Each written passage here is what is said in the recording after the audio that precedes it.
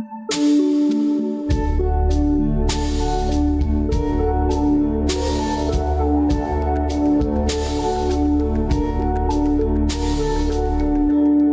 guys, welcome to the Dreambubble podcast. I'm your new host, Hager Neeb, known as Blah Blah 1000 on the forums. And you're probably wondering, where's Danny? Doesn't Danny host these things? Well, Danny has brought on a whole staff into Dreambubble to do things like host his podcast and also think up a bunch of challenges for you on those forums. So if you haven't checked out the staff post yet, go ahead and head over to Dreambubble and you'll see it there. But enough about me, enough about Dreambubble. I got some guests here with me today. I have Act Draman over here. You want to say hi? Hey, internets and Dreambubble, how are you today? And then next one over, we have apparently Shane. Hi. And I've got nothing else to say. And finally, we have Daxjack. Hello. All right, so do you guys just want to say what you do, starting with Avery? What you do, what your hobbies are? I'm a graphic designer and cosplayer. I am also an avid fan of Dreams. You may have heard me on Twitter cry about it every once in a while, but I'm very, very happy to see it come out. Can't wait. How about you, Shane? I'm Shane. I make music and stuff, and sometimes I doodle. Not really been doing much of it, but I'll get back to it eventually. Especially when Dreams comes out, I bet. Oh, yeah. We'll get to that. But yeah, just massive fanboy of Media Molecule. Tearaway basically kept me alive. All right, and then how about you, Dax? Well, I am a professional classical pianist. I've played in orchestras, and I am also a dungeon master. I play D&D, where I stream my D&D games with my pals on Sundays, and I do another private game on Thursdays. All right, so just a gaggle of nerds right here talking to you. Oh yeah. Oh yeah. All right, so so we're just gonna go over just some of the latest happenings when it comes to Dreams and Media Molecule. And since the last podcast, there's actually been a lot that's happened. We actually have things to talk about now. So first up, Gameinformer did I believe it was a whole week of coverage for Dreams, where they had a bunch of guys head over to Media Molecule, do a bunch of interviews, play games, etc. And we actually got a lot of information, including stuff that we won't be able to do in Dreams, which is what people have been asking for a very long time. It's just asking what you can actually do and what is the limit. The one video that I'm going to use for this is the actually the final video in their coverage, which is answering Dreams' lingering questions. So in there, they talked about a lot of stuff, including picture-in-picture tutorials, themed home spaces, advanced text gadgets, and stuff like that.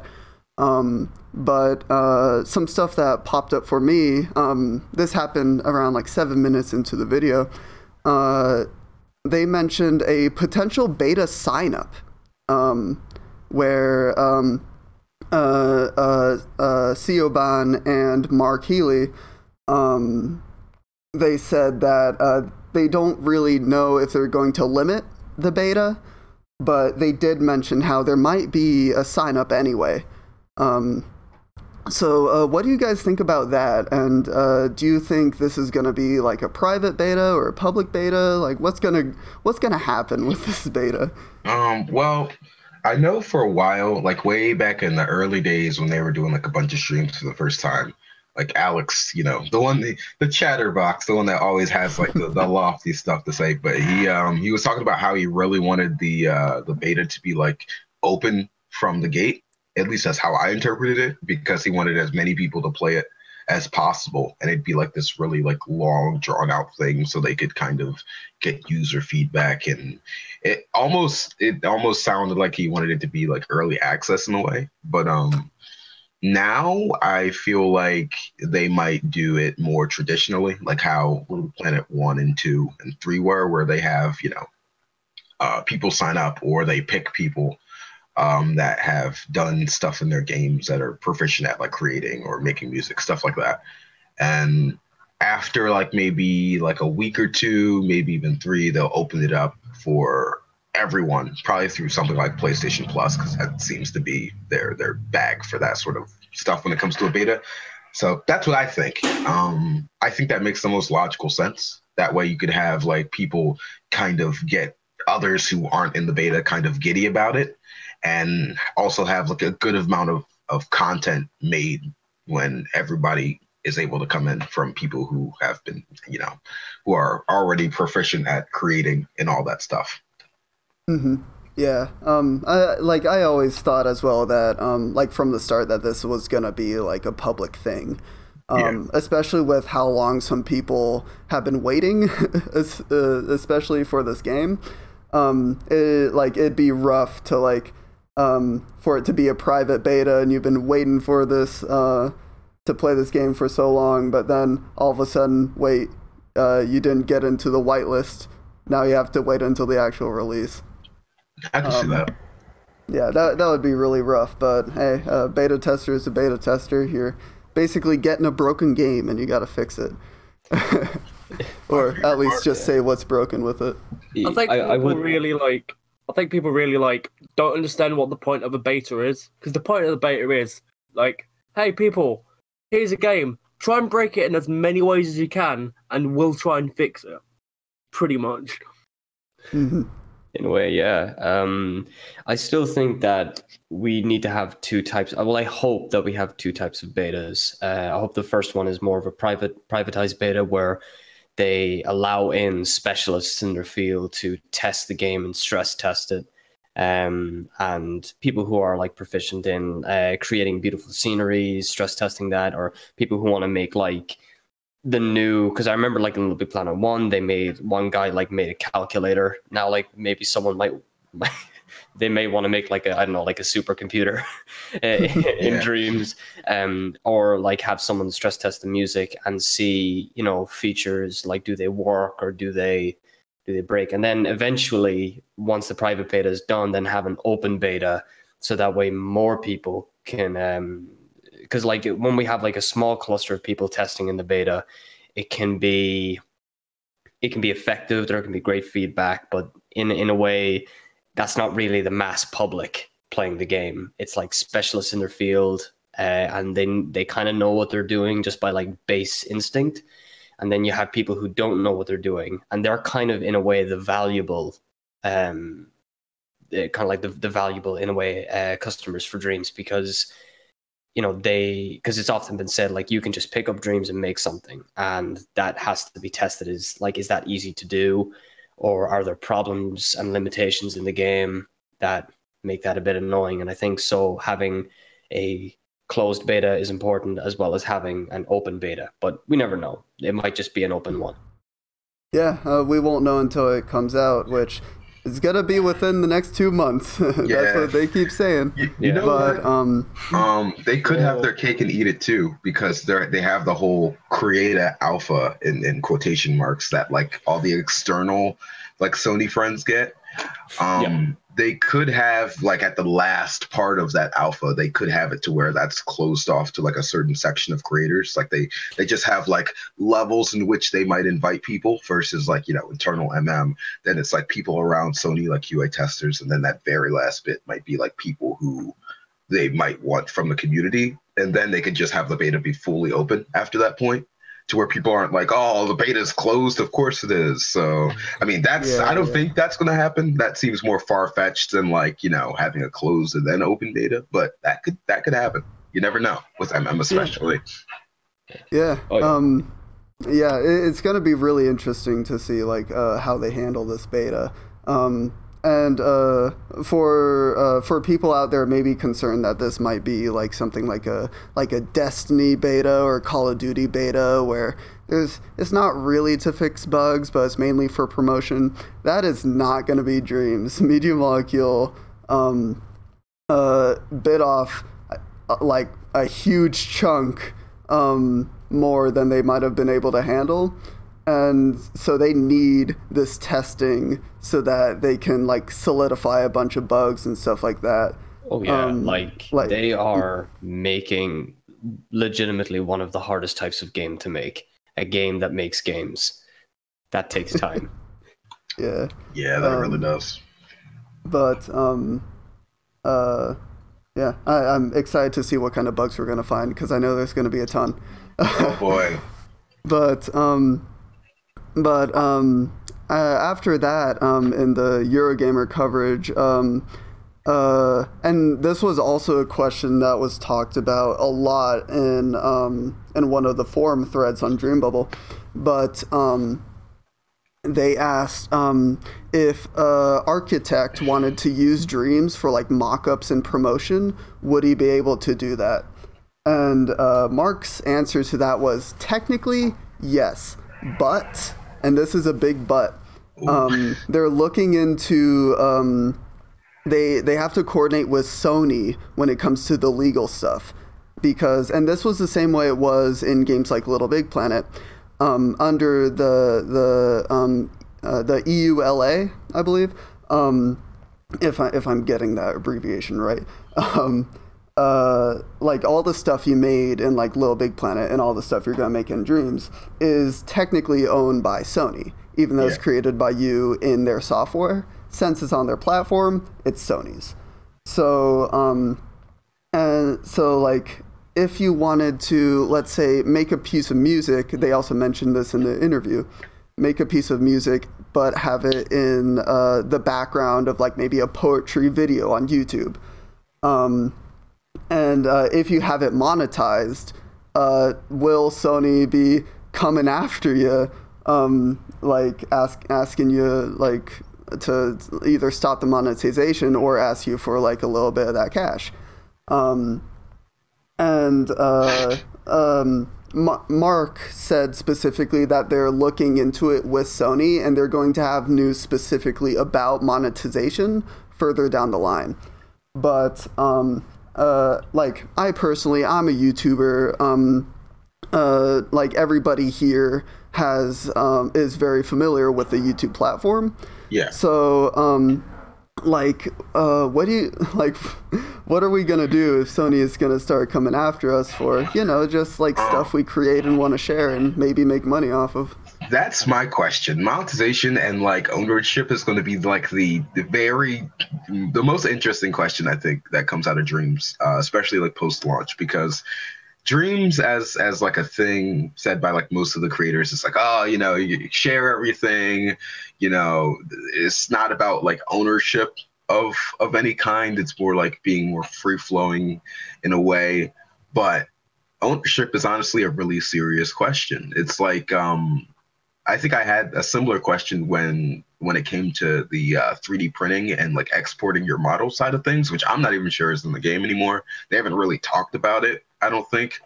But if it is in the game, if say like I make a cool female character and I'm like, I kind of don't want to make this in Dreams. I kind of want to make this my own thing in something like Unreal or Unity or something like that.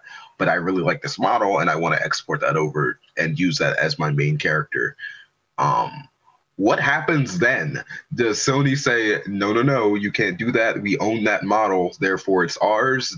Do they want a cut of that profit? Does that have to come out exclusively on a PlayStation platform if they allow me to use it? It's a lot of very legal questions that most people have zero idea about. And so, you know, to rope it back into like, you know, the ownership thing on YouTube, same thing. YouTube, I think, especially right now, is evolving more towards protecting its rights to kind of host things. and most users really don't care about that rights, even if it's not in the label of fair use. So YouTube would probably be more willing to work with Sony on the matter if anything were to infringe on Sony's rights as a creator than the actual creator making that thing, no matter if they made it inside the game of their own accord without really anyone else's help. Because it's Sony's, they have a legal right to go after that, and that's a very scary precedent. I think that's being set. So I don't think there's a clear answer for it really until we get that answer from Minute Molecule and Sony. But it is very scary. This is kind of a tangent, but it makes me think about that. So do any of you lot remember the N-Dubs music video made in Little Big Planet 2? Yes, I do. Yes. Mm-hmm. It makes me think about like what kind of legal road did they have to get that going on to actually get that on like TV, for example? Because that was playing in TV in the UK for quite a while. Mm-hmm. Yeah, I remember that was like when that video came out, like at least everyone I knew knew about that video, and we all know about that video. It was big because it was like their official music video. Yeah. And I think there was like a little competition attached to it. Like whoever won the competition got to meet N-Dubs or something. Memory's a little fuzzy on that. But yeah, did those musicians and did their publishers have to talk directly with a Sony representative to make that a reality? And if so, what kind of deal did they make? I don't want to be playing Dreams and have a lawyer next to me let me know if I can export this to 3D printed or something like that. Because I think that's kind of, with Dreams, it's kind of my main worry, because what if I make this amazing piece of ambient music that I want to release as its own thing, on my Bandcamp page? Mm-hmm. What license will I have to release that under? Will I be able to release that at all, even if it's just a free download? Will I have to, I don't know, take out a weird copyright license because it was made in this video game? Mm-hmm. I know, and I can't say for things like Project Spark or I don't know, Roblox or any of the other games where you could create your own original content. But in Little Big Planet, no one really went after Nintendo didn't go after people who made Mario levels in that game and stuff like that, because all of that was confined to Little Big Planet. You couldn't access it unless you owned the game and owned the console. Yeah.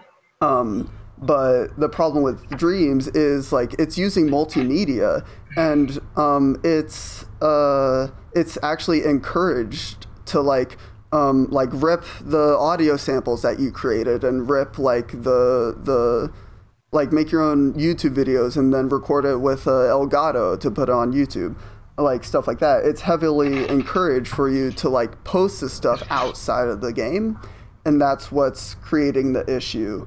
So for people worried about maybe posting their stuff to YouTube or SoundCloud or Bandcamp or anything like that, just to keep it safe, the best thing you can do is just not monetize it and put it up for free. That way you're not benefiting off of Sony's platform or the Dream software, basically. And that's the safest bet you can take to not have any quote unquote legal action against you. Yeah, I can definitely see someone monetizing something and then suddenly so many different parties just swarm in and demand either you take that down or you give us the rights to this or you give us the rights to that. And it's a very slippery slope, because you're making something that is a game that's made by Media Molecule, which is one thing. And I don't think they're going to be the people who are going to be demanding the rights, but I definitely think the people that that they work under, which is Sony, will be demanding the rights. I think I can see that happening. So I think for any creators out there, just be a little bit careful. Probably might want to be careful what you're going to monetize and what you're not going to monetize, because it could easily turn into like a huge slippery slope of who owns what. And no one wants to get involved with that. Yeah. I also want to add that, like, outside of YouTube, in terms of monetization, like, it's even with the Gameinformer podcast from like a month ago, their big thing was like, how are they going to monetize this in a way to where, like, what if someone creates something really good and like they have a chance to like put it on the PlayStation Store, like a Dream section on PlayStation Store? How much money are they going to get? What happens if that thing blows up? Like, Sony's going to probably take most of the profits, but like how much of those profits are going to go to the actual creator or to Media Molecule? Because that's like a three-way thing now, because you created it in a Media Molecule game that is owned by Sony. So how do those cuts get divided? What happens if like bugs are like present, because now a huge selection of people, more so than what are in Dreams, get a handle on that thing? You're your own bug person. Does Sony just like give you a like a QA tester to help bug test your level? Like, that's you're a game designer at that point. You kind of need to like take that sort of responsibility if that were to happen. Or would it be purely like, oh, we're just gonna throw it up in the store, you don't have to worry about it, this, that, or the other? Like, that is also, yet again, outside of the whole like ownership thing. It's like, how is that going to work? Because most people aren't game designers or game developers or know a single thing about it. I think even people who dabble in like video game stuff like that wouldn't understand how to handle that legally or financially or anything like that. I know I wouldn't personally. I think there's one thing that's worth pointing out, is that as far as I can tell, Media Molecule aren't expecting Dreams to become like a replacement for like an actual game engine. Yeah. But I don't know, I just brain thought. That's not gonna stop people from like creating something that could potentially go viral. And they're just gonna have to deal with that. And I know like a lot of my learning experiences when it comes to like just like principles of game design and stuff like that and development came from my experience of LBP. Yeah. So Dreams is definitely gonna be that for like another generation, like on the PS4 console instead of the PS3 console. So moving on from that very topical subject,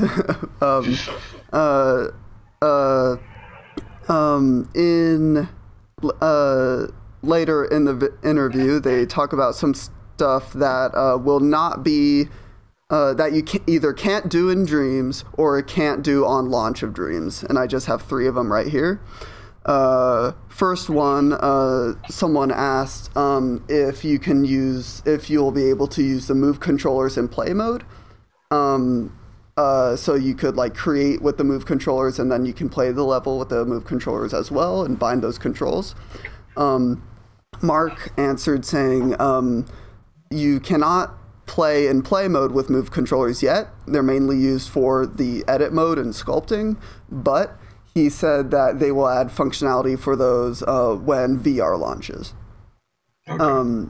And it sounds like this VR like launch, like when they do the update after the initial release, sounds like it's gonna be like a first like major game update. It sounds like they're gonna like have a lot of stuff added once they have like their short break of, oh my gosh, we don't have to work on this game anymore, like we can take a rest. Yeah. But like after their break, it's like straight into the VR update. So like, how important do you guys think VR is like for this game? Really important. And, like VR in general, like because that's a new platform as well. Extremely important. I think it's really important because like, there's kind of was like a joke floating around that like, the only reason why Dreams even exists is because it's like VR potential. Because every time you hear VR, there's like a distant like, VR being said by like Shuhei Yoshida somewhere. Because they understand the potential that Dreams has for VR experience. I know I'm going to create VR experiences as soon as that thing comes out as like an owner. like horror experiences and fun mini games and stuff. And I'm really glad that they didn't say, oh, we don't have the functionality, and that's going to come out like, you know, maybe in a couple months, like after VR is out, because, you know, I think having move support for VR is really, really important. There are still some games I play in VR that aren't move oriented that still make me motion sick because of the way they handle hand movement in the game. They don't use the controller, the gyro on the controller. They just like kind of stick a hand on your character model that doesn't really move, and your brain's just like, oh, that's not how my hand's working right there. So I'm glad they're at least being like, oh, well, that'll be out once the VR is out, because we understand ourselves how important it is to probably have that locomotion and agency in how you move in a level. But yeah, I think that's going to be probably a defining moment for Dreams, is how VR is handled. Because if it's not handled properly, it's going to be a bust. The VR section, not the whole game as a whole. I think it's going to be successful even without VR. But if VR takes off, that's going to be on like everyone's top 10 VR games of like 2019 or whatever. Definitely. Yeah, just adding to that just real quick, Media Molecule did say previously that for like regular levels that aren't in VR, you can make a level that you like cannot complete. Similar to like the way in like Little Big Planet, you can make a level without a scoreboard. And it's not advised you do that, but you will be able to do that. However, for the VR games that you make in Dreams, they said that you will have to complete those, and they will have to be able to be completed in order for you to publish them. Which is like like Mario Maker did the same thing, and it worked out very well for that game to eliminate some of like the spam levels, or like I know there's gonna be levels that people try to make for VR specifically to mess with people and stuff like that. Oh yeah, they make them like throw up because you're very perceptive, or you're going to be very it's going to be easier for you to experience motion sickness in VR because everything's kind of in 3D, so everything is kind of much more in tune with your senses. And if someone creates a level where it's like, oh, you're falling for 5,000 feet and it never stops, that really messes with some people. So another thing that you cannot do in Dreams, and this has been answered before the Eurogamer, but it's been kind of made official by this Eurogamer interview. You cannot make MMOs, and there are like two reasons for this. The online multiplayer player count for Dreams isn't going to be big in the first place. I know guaranteed you'll be able to have 4 players. We don't have an exact number. It could be 6, it could be 8 later down the line. But right now we have a guaranteed you can have 4 players in an online game or in a Dream. But the second reason why you can't have MMOs is because you need server space for that. And it's gonna be, if everybody gets Dreams and wants to make an MMO, Media Molecule or Sony are gonna have to buy servers for that, and because like the MMOs are basically gonna have to be always online so that people can like join in and like, you know, I don't know, grind goblins or something. So so like of all the things you can make in Dreams, like all these mini games, all these single player experiences, MMOs are off of the table, unfortunately. I mean, kind of no real surprise. Like MMOs are like gargantuan server games that require like a minimum of like 100 people per server. That would be like insane for something like Media Molecule to make, you know, because I think if you're going to go down the route of like making an MMO, you would have to like solely work on the idea of an MMO. I wasn't really surprised when I do remember when someone did ask that question, and it was like a pretty quick reply. It was like, no, it's not possible. It's like it was kind of like a little bit of a no-brainer. I kind of knew, but I admire. It's not going to stop someone. I know someone's going to try because Media Molecule has, has given us some things and has like set like not telling us the rules of like how to make a game, but like we know the mechanics of Little Big Planet and we know how it works. But that doesn't mean that like creators who know what they're doing know how to break the game to make something.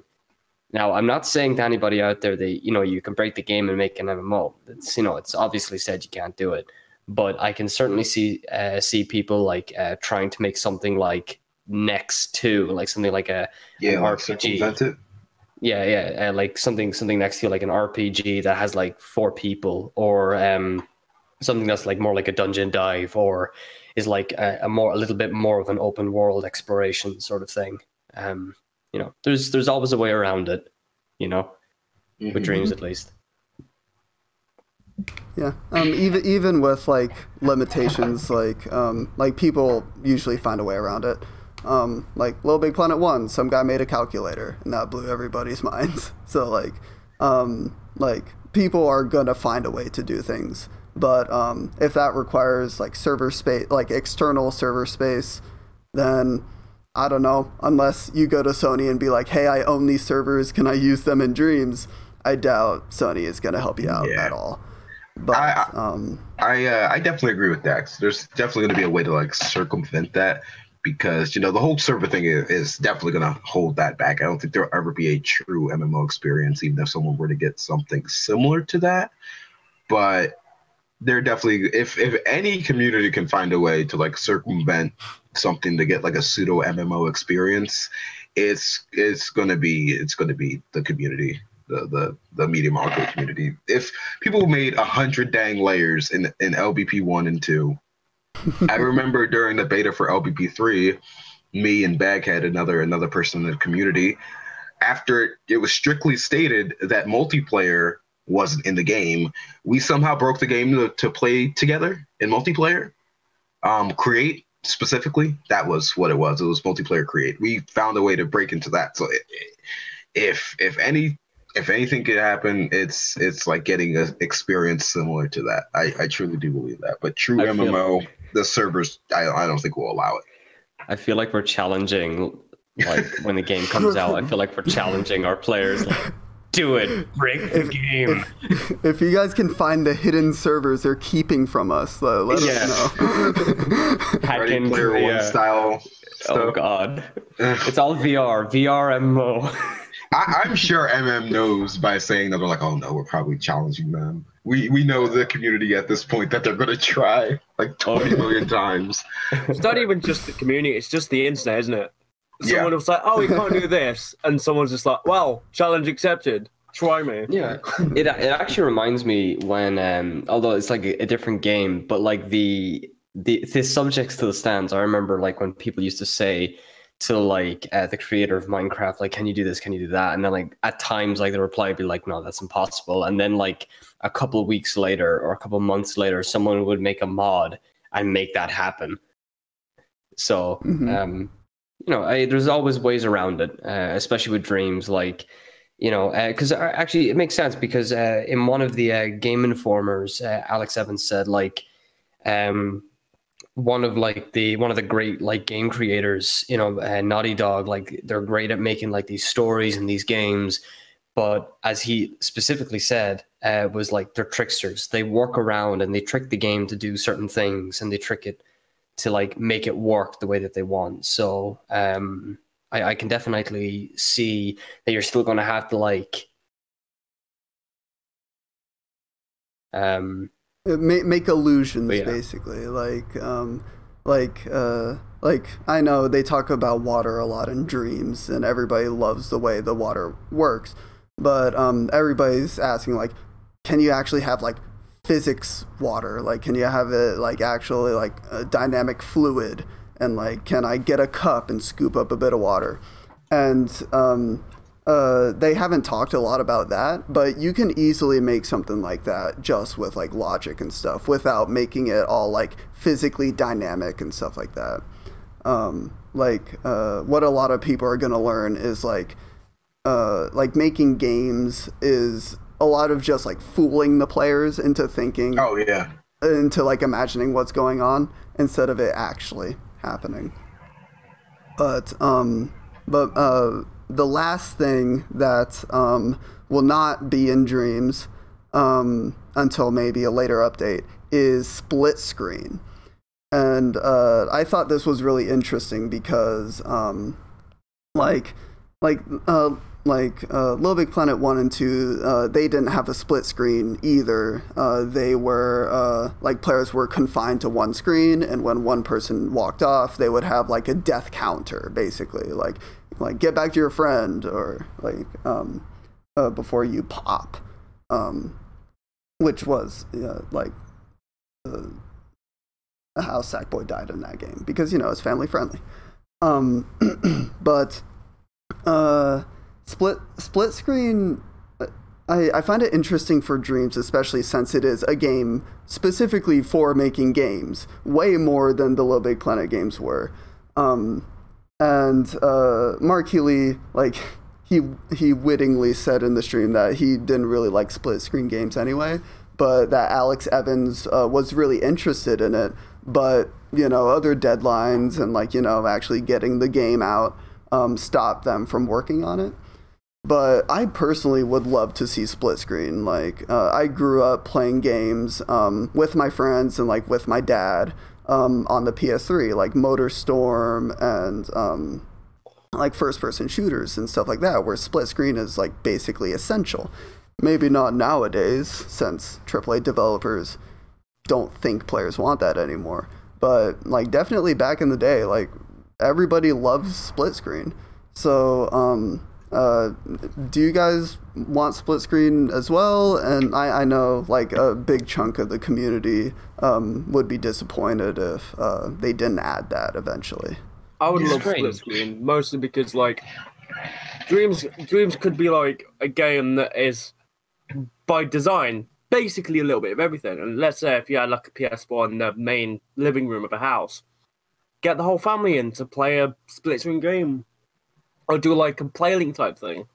Well, that'd be nothing. That'd be another cool thing for them to add, wouldn't it? Yeah. I just thought about this. I think Dreams is going to be, the kind of the same way as VR, where you need people to experience the game before they really, really buy into it. Because I think anyone could see something cool being made in Little Big Planet or something. Oh, that, wow, that's cool. You can do that. But they're not really sold on it until you hand them the means to create something or to play that level. So I do think having or not having split screen in this case is going to hurt the game.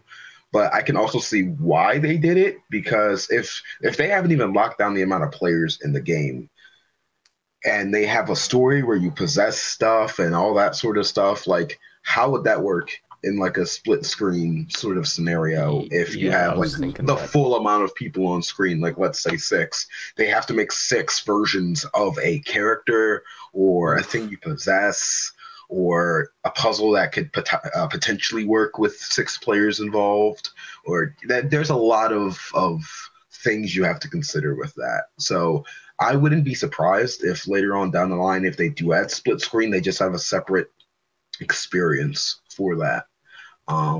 That you can kind of get a feel for what you can do with a split screen thing. Because if that was out in the wild, it'd really be up to the creators outside of if they wanted to make a split screen thing. That's fine.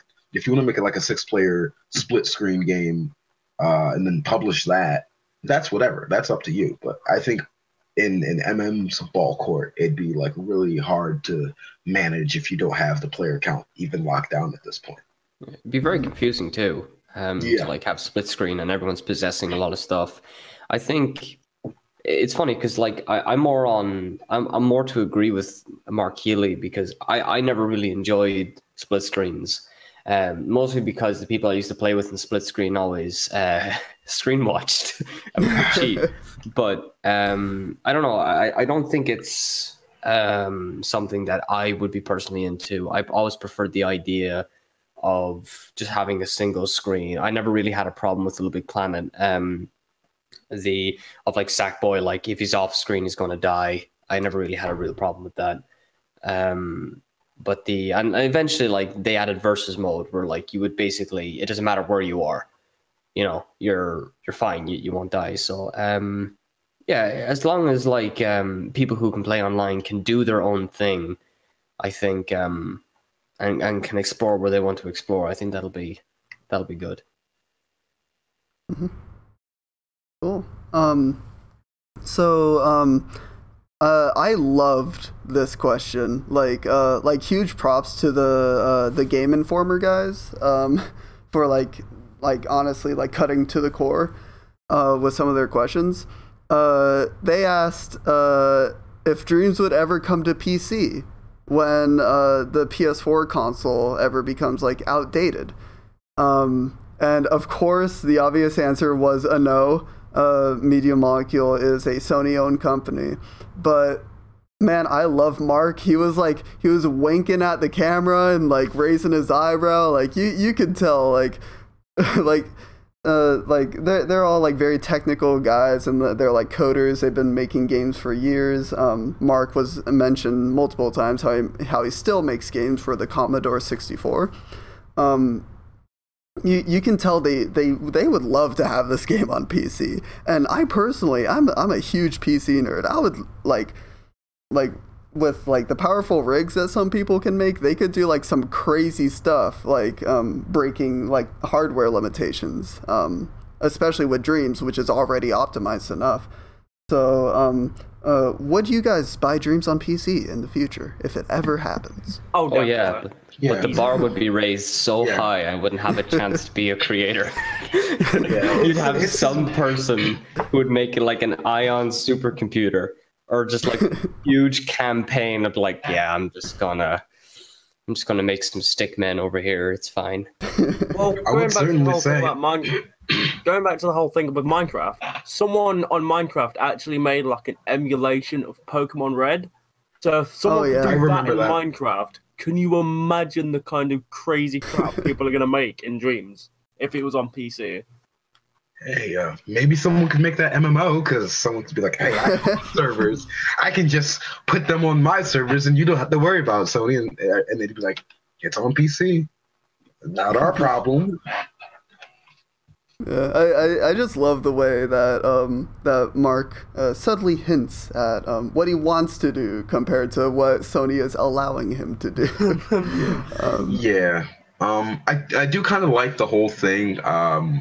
I think in one of the Gameinformer interviews, the same one probably, where he was like, I kind of like the idea of this being like a console sort of thing, because consoles are pretty closed off when it comes to creation tools. You can only really create stuff for like a PlayStation game if you publish for a PlayStation game or something like that. So the fact that yet again he was able to create stuff on Commodore 64 and kind of just throw it up there and have people play it and stuff like that, when they come over his house, was pretty cool. But there isn't really any sort of equivalent like that for like consoles other than Little Big Planet. And even then, it's just like you're confined to like the models they give you.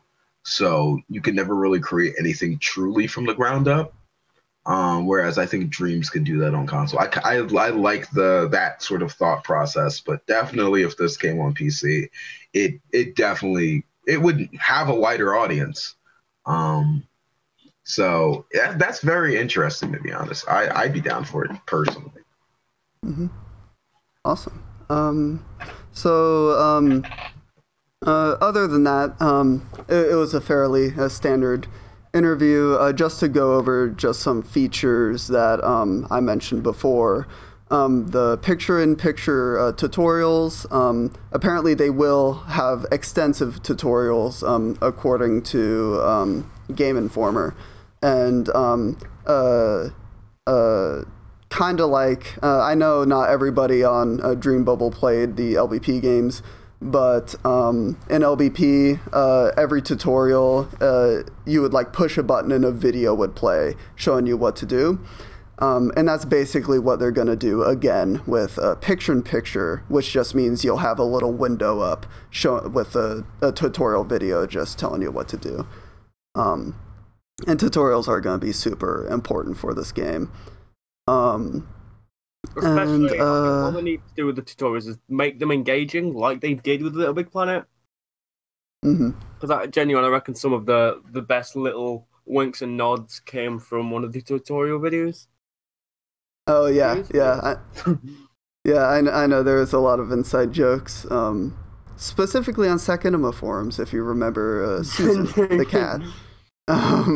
But and again, there's themed home spaces. When talking about that, they said as you play the game, you're going to unlock more home spaces that you'll be able to customize and switch out whenever you please. And it'll be interesting to see if you're confined specifically to those themes, or if you'll be able to, like, let's say, make your own theme using like the global tools and stuff like that. I'm fairly certain with how heavy-handed is when it comes to like creative agency and Dreams. They'll just give you like probably by the start a blank canvas to create whatever you want on, but then as you play through the story, you may get like an art themed level or you know a Francis and Foxy Lance Wing themed home space, stuff like that, to where like if you want the mood of those levels, you can totally get those sort of things like Little Big Planet does, where like, you know, you have a wilderness background, or maybe not wilderness, they start that sort of stuff in LBP2, but like you know, just themes from that campaign mode, where you could kind of get the nice lighting. But in this game, you know, I'm pretty sure you can create within that space, so that'll definitely help. Yeah, and the last thing that caught my ear when listening to the lingering questions video was they of course showed off the regular text gadget that just lets you put text on the screen, but they mentioned that there's also a advanced text gadget, which it's an extension to that, where it's a text gadget but with its own internal logic. So the way Mark described it was you'll have like your starting text, but then it'll branch off depending on, like, let's say if you're making a text adventure or something like a Telltale game, may that studio rest in peace, you can have it branch off in different directions depending on what the player selects. And I think it's very nice that they have that just in one easy to use tool. Oh yeah, that's going to be great for like conversational stuff. Cause you know, in my LPP levels, I was going to do like conversational based gameplay, like Heavy Rain, stuff like that. There was specifically a series I was trying to get off the ground with that sort of thing in mind, but LBP doesn't really have those tools. You would have to like keep creating separate notes to kind of, you know, open and close at certain times. That could really clutter up the thermometer. So the fact that we have pretty much an advanced text editor, pretty much like that, will definitely make that sort of thing easier. So I'm happy about it. I'm totally happy about it. And then the last thing they mentioned, and this is kind of a big one, is a global variable gadget. And in short terms, what it lets you do is it lets you transfer data between levels or dreams. This was a heavily requested feature in Little Big Planet 2, and I think they might have added something. It was either to LBP2 or LBP3 that lets you like transfer like a couple slots of data, like two different levels. Yeah, the memorizer. Yes, it was called the memorizer in the Little Big Planet games. But by the way Mark was describing this one, it sounds like this one you can use it for way more things. Like you can use it to keep track of stats. You can use it to, let's say, if a creator wants to reward you in one of their levels for playing a different one, then they'll let you do that with this variable gadget. And I'm personally very happy because this will also help a lot with like keeping track of like scores and like leaderboards and stuff like that manually. If for some reason you don't trust the game to do it for you. Yeah, that's very cool. Like I brought up the memorizer, and that would be 2 and 3. I know people made things to where it was like they had it to where it would track certain things, but it was always very archaic. Like it'd be stuff like, oh, this key item that you need, we're gonna tie that to the memorizer so that saves. But not necessarily what you do leading up to that will save, because that's a lot of information you got to keep track of, and a lot of, because like no player plays the same, and the memorizer isn't that advanced to where it could keep track of all of that sort of stuff. So like I said, it was always very archaic, and always had like a lot of junk going on when it came to like trying to wire it up to work properly. I remember one of my friends tried to make a save state for me, like to where you could actually save in multiple different slots. So if you wanted to go back to like, a moment in time in the level, you could do that. But it was so mind-bogglingly like just painful to do that we kind of just gave up on that. And it seems like with this kind of sort of, like memory tracker sort of tool, that won't be a problem, which I'm 100% on board with. Mm-hmm. Yeah. What I'm interested to see is if maybe you could hook it up to maybe trigger stuff in real time. Like, I imagine, let's say you want to make like a non-conventional co-op game, and you have 2 separate levels for like 2 separate characters. Let's say a game kind of similar to like A Way Out, if any of you guys are familiar with that. Like, let's say 2 separate players play the 2 respective levels. I'm wondering if you could hook it up to where, as they're both playing, if one person does something on one level, it'll actually, in real time, affect what happens in the corresponding level. I think that would be really cool. It'd be kind of unnecessary. You could easily just make it a just one level, but I don't know. There's some wacky ideas out there that people get into their heads, so it's always nice talking about what could be. But that's about it for the Eurogamer coverage. Those were like the major things that stuck out to me. The next thing we can talk about is the Halloween stream that Media Molecule did. I personally didn't watch when it was live. I usually never watch their streams when they're live because they always do it in the mornings, since I'm over in Utah and they're over in England. But I did catch up, and I thought it was really cool, like the number of guests that they had on, and how like everybody was sculpting their own pumpkins and stuff. It was a nice seasonal event, and it like everybody looked like they were having fun.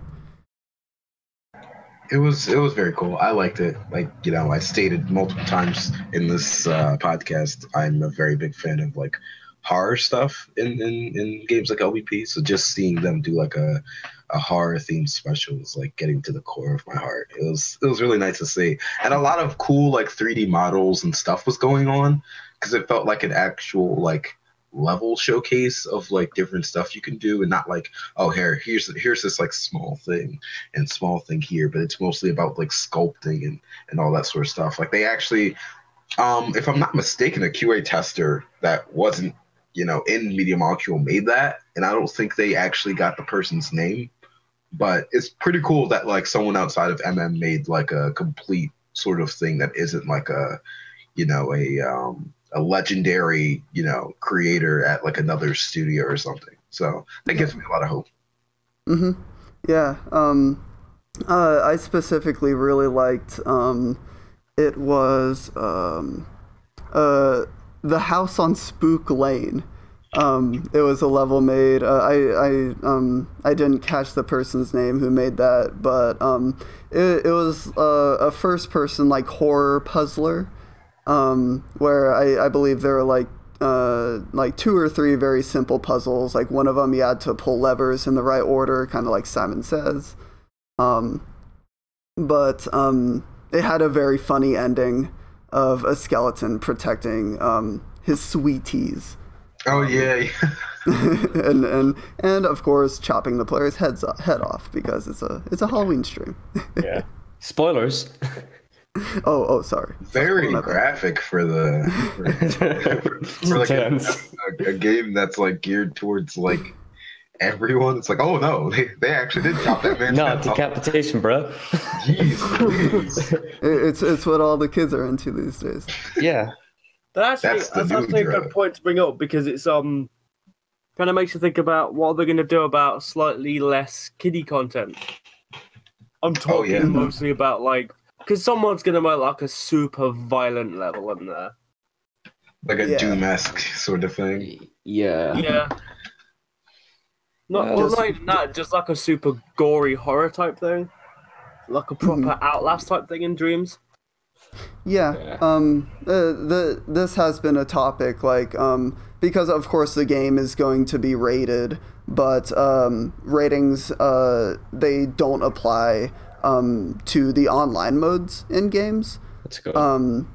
And that was the same way with LVP, simply because companies don't want to be accountable or if I can talk, accountable for the things that random people online will do to each other.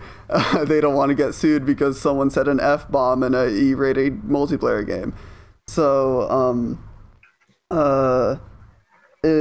and I know people did make like Saw levels and stuff in Little Big Planet, and a lot of them stayed up. Of course, like the super vulgar stuff got taken down, or like anything offensive or like racist or anything like that. That stuff is gonna get taken down same way in Dreams. But what were you gonna say? I was just gonna say like is Media Molecule going to limit what people, like how far people are going to go when it comes to gore specifically, or even nudity, because a lot of artists are going to be playing this game, and a lot of like painted art and sculptures frankly just have nudity in them. Yeah, that's gonna be a weird one. I'd say for like the violent sort of stuff. And I can say this from like personal experience to how like how sumo pick their like team picks is that they'll exist. I don't think unless they're like blah blah said they're very vulgar or racist or just don't have a point to them in terms of why they display such violence and stuff like that. They'll stay up, but you run the risk of like if you want to make something to like impress because they definitely did say they wanted something similar to like picks in Little Planet 1 and 2. That you'll have to definitely kind of adhere to their rules, because at that point that's like the gold standard of what you should play on Dreams. And I know when they did that in LVP3, like in the beta when I made Project Hill, and that was getting one of the few levels to get prepped for transfer to the actual game, because you couldn't actually transfer levels unless it was requested by the team, because they thought that was like a good level to show off for the full game.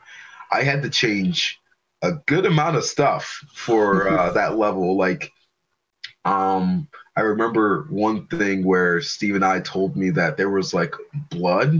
When it was, I had to tell him it was rust, but even then he was like, yeah, that's still too close looking to blood. So you change that to be like maybe ink or something. And I had to take out, like, I had to omit a lot of terms about like violence against other things in there, because that was like, I think in the original plot for that before I had to kind of fix that around and stuff. So it'll be interesting to see how kind of handles that. If they have to like go to each creator after, having someone QA test the thing and be like, yeah, you got to remove this, or, you got to change this to that. So I think that'll happen.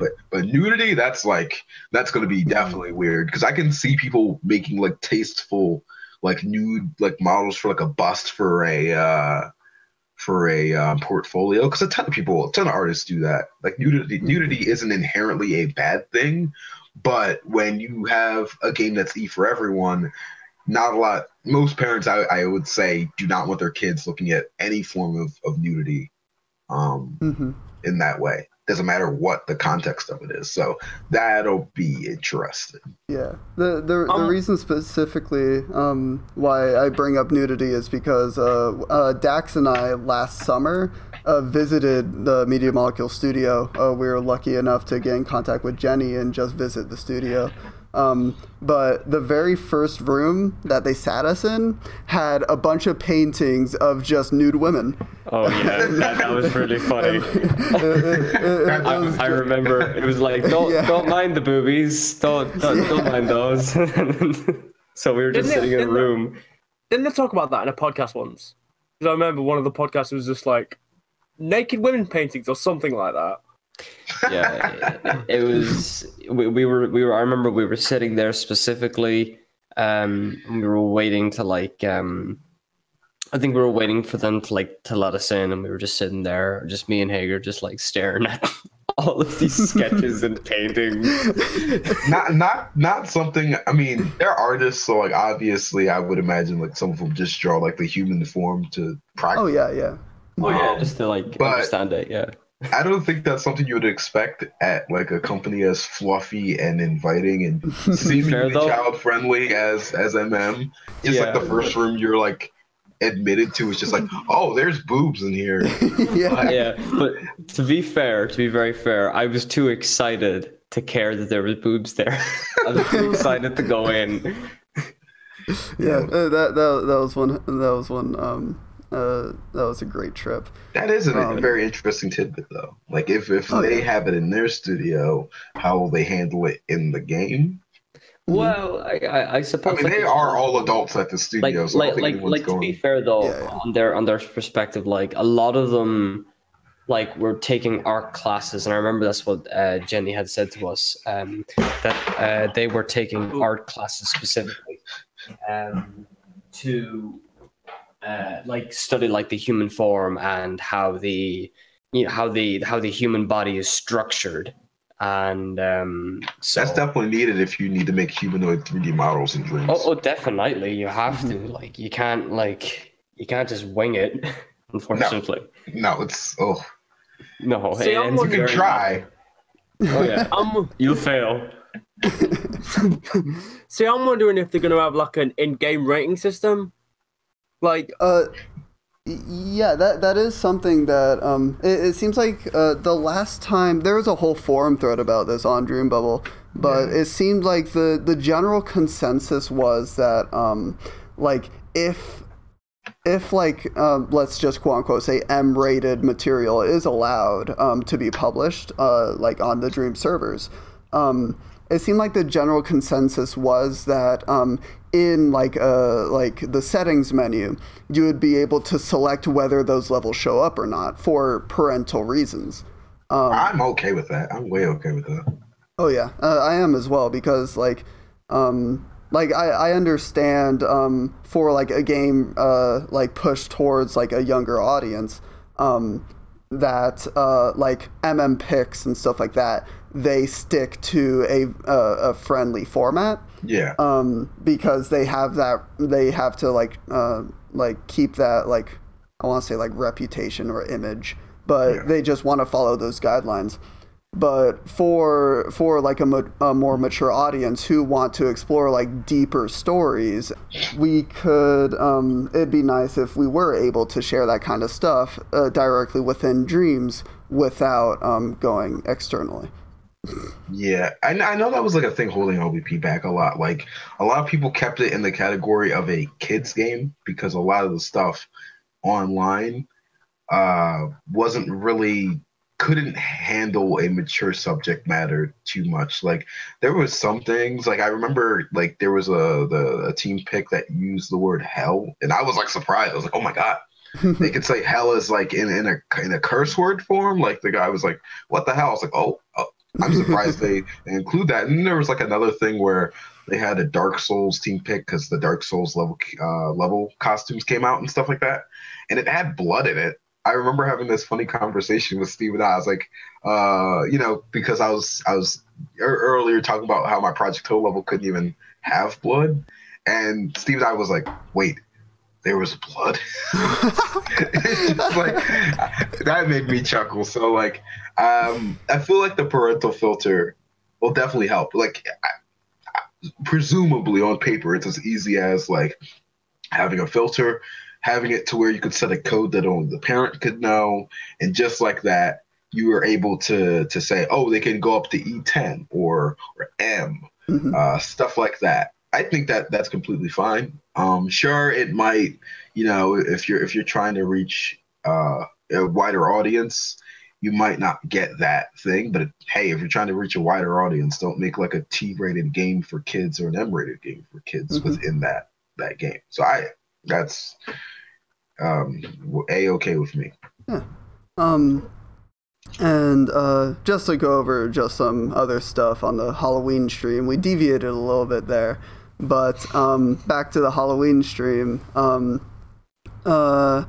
I really liked how they used like tools like the kaleidoscope and like animation sliders to make stuff like the jittery hand-drawn spiders and stuff like that. Oh yeah. Like all they had to do was like mirror on one axis and just draw like half of the body of the spider and one leg, and then it basically just made the rest of the spider for them, and then you could just like change like parameters to see like how it moved and stuff like that. That stuff is like super cool. And they also use like some string-like effects for one of the ghosts they made, so that like when you moved it around, it like waved a little bit in the wind. And we haven't seen too many like physics effects like that, but it's nice to see you can use that stuff for like secondary animation and stuff like that. Yeah, it's like really cool stuff.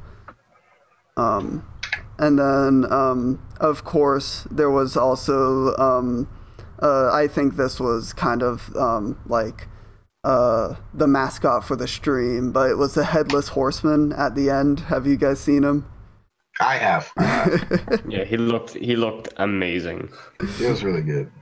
Yeah. Yeah, it was incredible. It was cool to see because another thing that a ton of people have been asking for is there's like a model for a biped for like if you want to create characters and stuff. It's just like basically a little skeleton that you can mold to what you want them. But a lot of people want to make quadrupeds for stuff like animals and dogs and horses and stuff like that. And I think this is like the first time we've seen someone make like an animated quadruped within Dreams, to my memory. There might have been one other scenario. No, I do not remember something like that. I know they hinted at it. Like I remember, there were streams where Jenny was moderating it, and she'd like say in the back, like, yeah, we're working on like stuff for that sort of thing. But they never actually showed it. I don't think on stream at least. And I believe they, or the maker of that Headless Horseman and the horse, I believe he used keyframes to actually animate it. It's still not confirmed if we will have quadruped models to edit. That's interesting. Yeah, I don't have a doubt in my mind that they will add it eventually, but I'm part of me is glad that they're reserving this stuff for after launch, because they need to get the beta out and they need to get the full game out, and they definitely have their priorities straight when it comes to how to develop this game. We'll get this stuff eventually. Yeah, they just need to work on like the core things that work for the game. Like quadrupeds would be cool, but I don't think they're the end all be all of like Dreams if they're not in. Like it took LVP like 3 games to have a dog character and a bird character, and we were perfectly fine. Feature creep definitely is something that I think is really weird, and something that a game as big as Dreams doesn't need. So I'm glad they're kind of keeping on the straight and narrow and keeping a lot of these things for after launch, post launch stuff, as you just said, blah blah.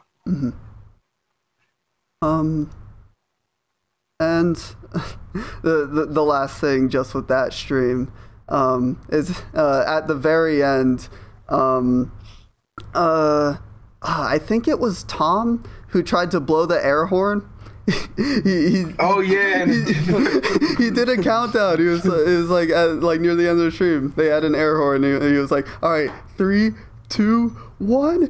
He pushed it. It didn't do anything. He was like, "Oh," and everybody laughed. It's like I love these streams, and I love Media Molecule to death for like just stuff like that. Great. Walking in that place just seems like Bants. Oh yeah. But the last thing left to cover, and this is a big one. This is like some of us have, like, after following the Dreams development for like years, like 4 or 5 years now, we've been desensitized to like some of the amazing stuff in Dreams. Like all our minds were blown when we saw like how easy it was to sculpt things. Now, whenever we see it on stream, it's like, yeah, we've known you could do that for ages. But this one reveal, and this was during the Little Big Planet 10th anniversary, one of the developers in the studio, and it was just straight up one developer, decided to remake the pod and a level of Little Big Planet 1 within Dreams, including like the poppet and like customizing your Sackboy and stuff like that. That blew my mind after a long time of me being desensitized to the amazing things in Dreams. My jaw hit the floor when I saw that. Especially the bit where it goes into 3D just blew me away. I know it's really easy to kind of like shift between 2D and 3D in Dreams, but I was so like pulled into the fact that this was like a 2D thing that I was like, oh yeah, 3D. I forgot about that. Like, it was so true to form. Like, I remember they went into how they did the customization, and they just overlaid a bunch of different versions of that sack person and like what they're wearing onto it, and it switched like instantaneously. And that was really hard to do in like actual LBP. It would take up the thermometer to have like a bunch of sack bots in one frame, let alone if you were doing that for 4 people. So that does give me hope that the thermometer handles that, at least like customization stuff in that way. I know. What were you gonna say? The guy that made it actually did like this huge Twitter thread about like going into detail on how it was done, and reading through it, it's absolutely insane. I read some of that thread. One of the things that popped out to me was, and I was thinking this while watching the stream, but the auto layer switch. Because if anyone's not familiar, Little Big Planet, it's 2.5D, which means it's a regular platformer, but you can switch between different depths of layers, and there's 3 of them. But in the game, like if you're falling, let's say, on the first layer, and there's a platform below you on the second layer, the game will automatically switch you to the second layer just so you land on top of it. And people were wondering, like did you add that? Like, how much LBP did you recreate? And I forget if he actually recreated it, but he did explain how you could recreate that, and how it's easily, like, you could easily just remake Little Big Planet in Dreams, which is what I think a lot of people were wondering for a very long time.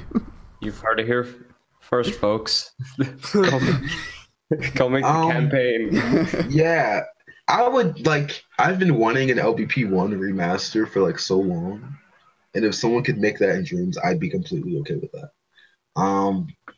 What was I gonna say? I think the guy even said that he made it in like during a weekend or something like that. I know a lot of people were complaining about the movement, but it's just like it's not meant to be like this fully polished thing. So I don't understand why people are like, oh, he's not moving like Sackboy. It's like, he's moving good enough. Good enough.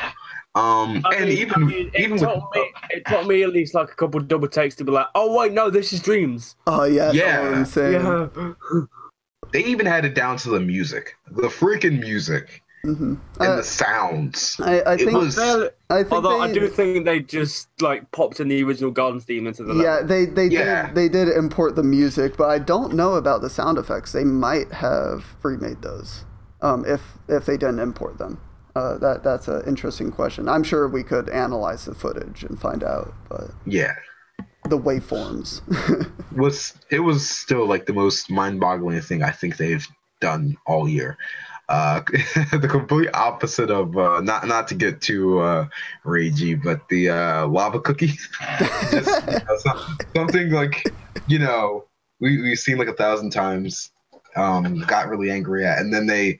A couple months down the line, they do something like this. Yet again, a similar scenario, something we've seen 1,000 times, but not in this context of like, oh, you can just create this whole game if you wanted to within this game. Especially with Alex saying that you could have like 100 levels in like a map, and then put that map, and then have 100 maps in that map that all interconnect, and then put that map into another map. He described it as 100 levels to the power of 4 or something like that. Yeah, I remember him saying something like that. Yeah, so that'll definitely be cool. That'll be really neat. It'll be interesting to see how fast someone does it. Like if someone just immediately starts to do it in the beta, because aren't they still saying that like the beta stuff that people create will transfer over to the full game? Yes, they did say that, or the last set they talked about, they said that things like anything made in the beta will transfer over to the full game. Now that might. They might limit that, because especially if someone like breaks the game and like makes 100 levels to the power of 4. What they might do is any like shared creation might transfer over or something like that, or they might hand select levels. But they did say that especially if no one breaks the game and everyone plays nice, that anything made in the beta will be transferred over. Yeah. And that's awesome news, because like you mentioned before, Avery, in Little Big Planet 3, only a handful of levels, or like a handful of MM picks even, got transferred over. And I was a little salty because I really liked Tumble Man, and now I can't play Tumble Man anymore. Like there was a couple levels that I thought, like once I was told about that initiative, I was like, okay, this level's definitely gonna get picked. This level's definitely gonna get picked. And it didn't, and it was weird. So hopefully MM's a bit more, free flowing with how they allow levels to transfer over to the full game. And it's not like, oh, just like this handful of levels. Here you go. But, hey man, I can't wait. I'm excited. Oh yeah. But unless you guys want to talk about anything else or add anything, I think we can call that a podcast. I do want to add, there's been rumors of PlayStation 5 being kind of announced next year, and all signs are kind of pointing to that with the lack of PSX this year and the lack of E3 next year, and the fact that their reasoning for that is that they want to create a space that they don't think E3 will fit next year, which is very interesting, seeing as Sony's been with E3 ever since its inception 24 years ago. So if there is a PS5 announcement next year and it comes out like 2020 or something like that, I highly expect Dreams to be a cross-gen title. Like, Dreams kind of needs to be a cross-gen title at that point, because it needs to have a community that continues to grow. It'll be interesting to see that if that's the case, will it be something akin to LBP3, where they brought over all of the stuff from a generation, level-wise and costumes-wise. So I don't think you have to worry about like costumes and stuff like that in Dreams, that you can just make your own. But definitely levels, if they're just going to be like, oh yeah, you could play that in real time. When people make a level on PS3, you can play it on PS4. If people make a level on PS4, you can play it on PS3. If that'll be that sort of thing. But, don't quote me on this, but I want to say it's very borderline guaranteed that Dreams is going to show up in whatever console Sony is whipping up because no doubt, no doubt. Again, in the Game Informer coverage, when they asked, I don't remember Alex. Actually, I do remember Alex's quote, but Mark quoted in regards to like if Dreams would come to the PS5. First of all, they were like, "What PS5?" But Mark said, "If Sony were to make another console, we would just make Dreams for that as well, wouldn't we?" So.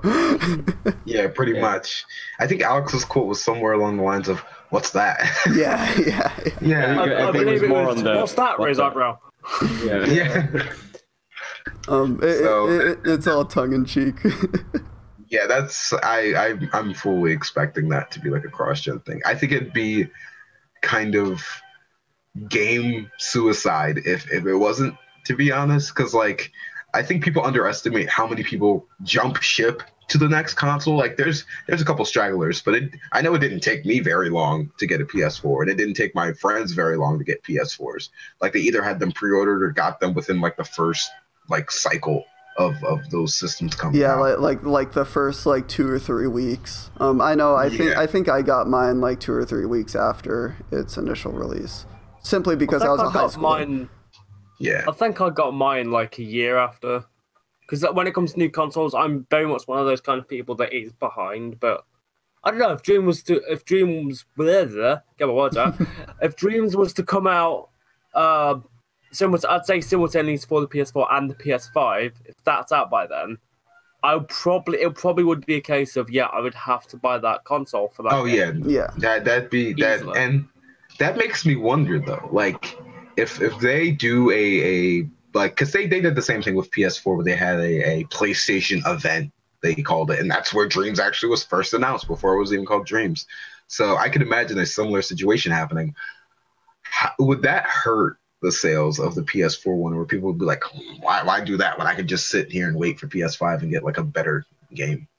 That is, I don't think so, because I feel like PS5 is like far enough off, into the sunset to where like people wouldn't wait like a whole year just to get a game.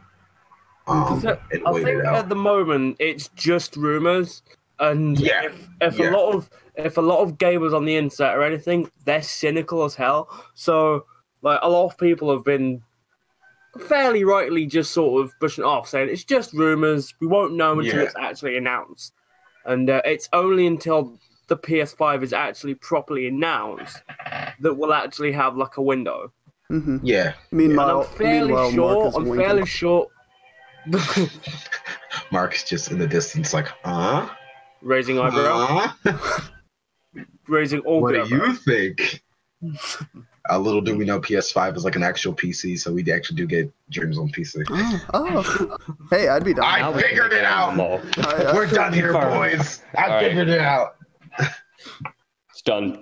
It's like the next Steam machines, but they're Sony machines. Oh god. And hopefully not a failure.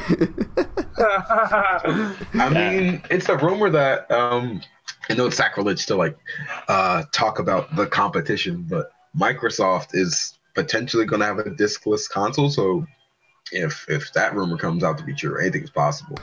Anything's possible, especially with the advent of like online gaming at this point. I barely have physical discs anymore. I'm the same, but if a game I really like has a physical copy, I'll grab that physical copy. Yeah, I would like just that. So I've got That's why I love the limited run games. Mm-hmm. Yeah. I don't have any money on me at the moment, so I've not been able to like actually buy any of the stuff they've been releasing. But like, just the fact that they exist brings me so much hope. Oh yeah. Yeah. But then again, I also have a massive collection of CDs, and I still buy CDs. So. Yeah.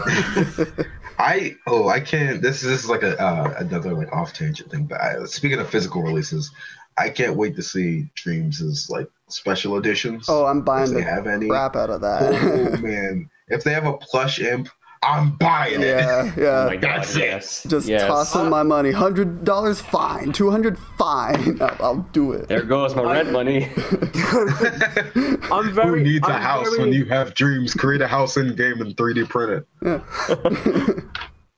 He says as he's like on the street homeless, just with the TV and the PS4. Spare change. Spare change. I'll make you a level in dreams for money. I'll make you a quadrupedal animal in dreams. Oh man. Well, I am very much the kind of person that's like, I very rarely, if ever, buy any special editions. Same. To that point, the last like Tearaway Unfolded for the PS4, but I didn't get the proper. I didn't get the proper like special edition because I had no money. But like day one, saw it was the Messenger edition in game, and I was like, yeah, no, I'm buying that. Yeah.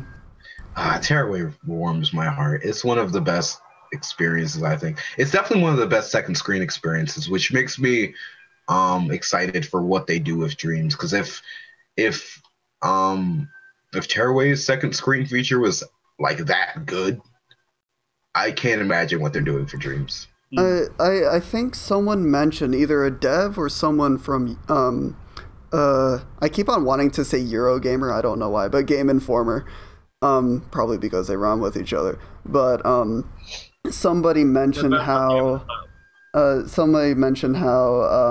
story mode of Dreams is going to be similar to Tearaway. I don't know what that means. Like, honestly, that could mean anything. Like, how you could customize the Tearaway story, or like if they're gonna go through like maybe some of the same story beats. I don't know. Like maybe unlocking power-ups as you go. Who knows? For me, the main thing that made me utterly fall in love with Tearaway was just, well, the game just felt like a warm hug, and when it came out, I desperately needed that. And secondly, it's all the fourth wall breaking stuff. It's that connection between the player and the game that you just don't see in any other games. Yeah, no. Well, as long as it's in Dreams, they have a scenario similar to the Scarecrow scene. Spoiler alert, there's a whole bit in this like I think like autumn / like icy thing where you need to scare away these crows, and you need to get a scarecrow, and just as you're entering Gibbet Hill. Yeah. And one of the pedestrians is just like, I can't remember the face. What do they look like? And if you have, I think, either your second screen or like your PlayStation Eye, you can take a picture of something. I took a picture of my face and pasted it on the scarecrow, and just hearing the character be like, "That's it. That's the face of horror right there." That just made me just fall in love with the game so much. And then being able to see that creation later on down the line, towards the end of the game, was just like, I was like, yes! And then I was able to add like a sound that scared off the scarecrows, which to my memory was like, oh, you ain't gonna pop off. it's just beautiful, just like yet again, like player agency in what you could do and how silly you could make the game. Speaking of Tearaway, and the pumpkin bit where it's asking you to record a sound to scare off the crows. Yeah. I put my PS Vita to the speakers and played a little bit of System of a Down. So every time there's a bit where you have to have where the scarecrow is trying to scare off the crows, it's just wake up. Wake up. I'm pretty sure I had Macho Man Randy Savage as like a poster in the science areas in that game. It was great. Tearaway is genuinely one of the most underrated games ever. I'm not paid by MM. Amazing. But buy it. It gets so cheap during sales. You will not regret it. It's like hours of fun. Like the pacing is a bit off because they have to kind of like extend it a bit for the PS4. The only real issue with Tearaway Unfolded was the pacing for me. Everything else about it pretty well. Yeah, no, and the pacing to me for like what I paid is such a nitpick that like. Just buy it. Please just buy it. Just buy it. It makes me sad when MM comes like how badly it's sold. My sort of gimmick at this point is that Tearaway guy. So yeah, do as he says. Buy it, please. If you take away anything from the stream, it's try out Tearaway, give it a buy, and Dreams on Xbox confirmed. Dreams on calculator. Guys. Yeah. Thanks for tuning in this long. I had a lot of fun talking about the Dreams news, and Media Molecule is still insisting on having a beta this year. Got about a month and a half left, so start making your bets on what day the beta is going to drop, because your odds are just going to get better with every passing day. It's going to be the 30th of December. Watch this space. Yeah. I love how Alex Evans had a joke about, oh, yeah, it's going to be like the last day of December. Haha. Yeah, right, guys. We never do that. But as we inch closer to the end of December, we're like, Genuinely, I hope they do that, because that will be so funny. I would laugh. Watching the internet explode would just bring me such joy. I would genuinely laugh. I was like, oh, he actually just shadow dropped the actual release date. He wasn't kidding. Oh, we're sorry. We're so sorry. That would be glorious. It really would. Yeah. All right. Well, let's finish up this podcast. Thanks very much to my co-hosts. Again, it's Dax Jack, Act Draman, and apparently Shane. Yeah, you can find them all on the social medias and on the Dreambubble forums. And thanks very much for watching this episode. And have a lovely evening or morning or wherever you are in this earth. Have a wonderful day. Goodbye. Bye. Bye.